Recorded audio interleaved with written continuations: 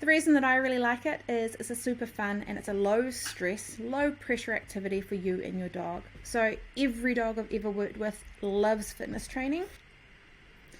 Okay, so key fitness principles. This is what we want to look at when we're examining what your dog is doing over a week, over a month, over a year, and looking at the activities they're doing and making sure for their fitness they're getting aspects of all of these fitness principles.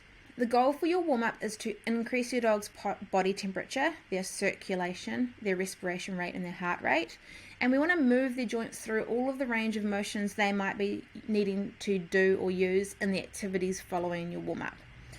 So your warm-up does not have to be as intensive as everything that I've written down. You could go for a walk before you do your fitness workout. Their bodies are going to be warm, they're going to have moved through range of motion, they're going to have sat, they're going to have like laying down, they're going to have done a whole bunch of different stuff, so turning around and turning in different directions.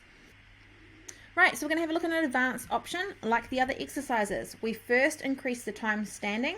This is not a sets and rep exercise. It's a how long are they standing. So at the starting point, we're aiming for a total of 2 minutes ipsilateral standing on either side. So that's your start point, 2 minutes total.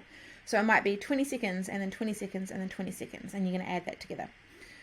As we need more challenge, we're first going to, after we increase the time standing, then we might add an unstable item behind those boards. There's a little bit of instability on the lifted legs, what they're targeting. And then the last point, which we're going to have a look at with Dio here, is when there is an unstable item under the supporting legs and an unstable item that he's targeting with his lifted legs.